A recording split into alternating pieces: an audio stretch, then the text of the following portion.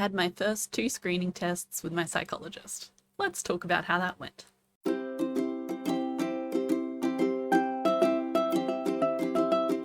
Hi, if this is your first time here, welcome. And if you're returning, welcome back. My name is Kate. I'm a 29-year-old Australian just sharing my life with the internet. If you didn't watch my previous video about my ADHD and ASD testing, you might want to check that out. But for a brief overview, I have decided to start going through the process of being checked for ADHD and ASD, starting with some screening tests with my psychologist. It's been a while since I recorded that video, and since then I've actually had both my screening tests. The session started with a standard catch-up, and my psychologist actually forgot that we were supposed to be doing the screening tests, so I did have to remind her, which is something that's pretty uncomfortable for me. My psychologist is not a specialist in ADHD or ASD.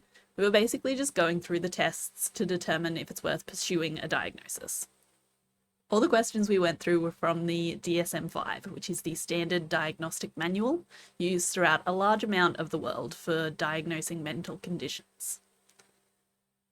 During our first session, we managed to get through the first half of the ADHD-focused questions, which are all based around the inattentive type of ADHD.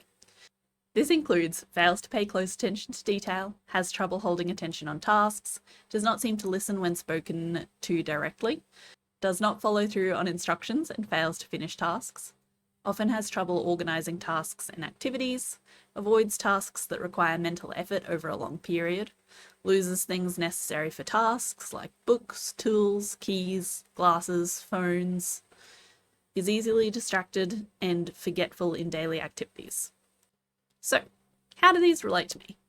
Well, I zone out of conversations pretty regularly, just thinking about things in my own head. I was always pretty disorganised, and if I didn't have Google Calendar, I would likely miss a lot of important events. I've been avoiding doing my study for the last 9 months, but now that I have a due date coming up, I'm studying daily. I lost my hairbrush just the other day, and ended up finding it 3 days later in my closet from when I'd gone to get some clothes out. One of the worst ones is that I've managed to leave the stovetop on twice so far this year. I have a gas stovetop. That means there's been an open fire in my kitchen, unattended for multiple hours at a time. One story I told her that was particularly interesting to her was how I occasionally get into a cleaning mood. For context, I'm definitely not a clean person, but sometimes I get in a mood where things need to be clean. Now, this isn't an exact story of something that happened, but basically what would happen was, let's say I'd start in my bedroom. There's some clothes on the floor, so I start folding and hanging them and putting them up in the cupboard. But in the process, I realise that the closet is actually super disorganised, so I start taking things out to look at what still fits and what I still wear. But there's also some handbags in there, so I take them out to my hat rack to see which ones I'll use and which ones I don't need anymore. Anyway, this goes on for a while. You get the point. Eventually, I'll come back to my room, see the absolute mess I've made by taking clothes out of the closet, and just get overwhelmed by the entire task and give up. Something I realised while talking through all these symptoms is that I may seem moderately put together and organised, but it's all because of the systems I have in place. I have specific places in my bag that I put everything, so that I always know where it is. And other than my phone, almost everything goes straight into my bag after I use it. As soon as an event or appointment is scheduled, it goes in my calendar. The only time I really get cleaning done is when I set a timer and do a small amount of cleaning every hour. My psychologist didn't want to give her assessment until we finished all the questions on both ADHD and ASD.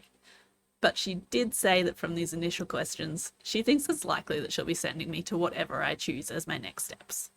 It was really reassuring to have her say that and make it feel like I'm not just self-diagnosing myself incorrectly.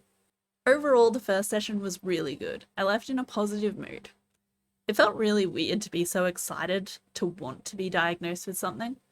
But when I compared it to a physical health issue, it's always best to know what's wrong with you so that you can start getting the right treatments and seeing the right doctors.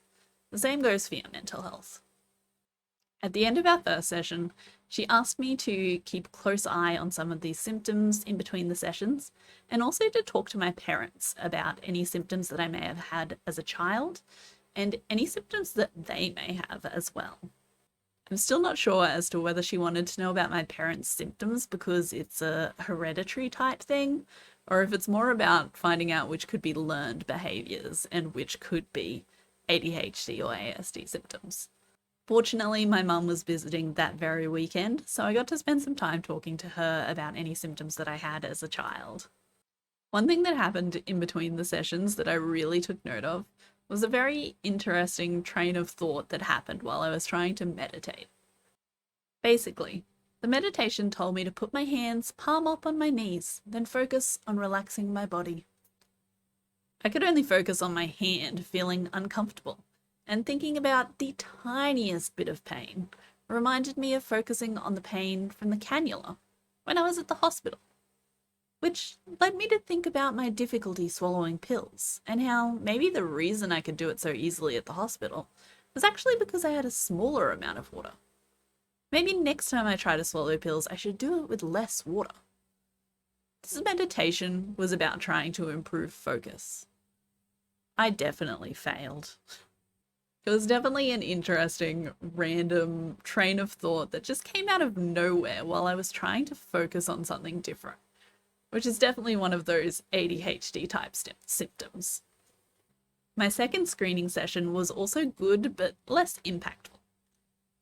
In the second session, we went through the hyperactivity and impulsivity questions for ADHD, which are things like fidgets or taps hands or feet, leaves seat in situations where remaining seated is expected, runs about or climbs in situations where it's not appropriate, which in adults is usually just a feeling of restlessness, unable to take part in leisure activities quietly, often on the go as if driven by a motor, talks excessively, blurts out an answer before a question has been completed, has trouble waiting their turn, interrupts or intrudes on others' conversations or games.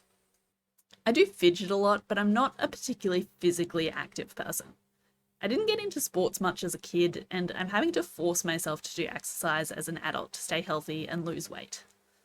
I do talk a lot, part of why I started a YouTube channel and have a Twitch channel.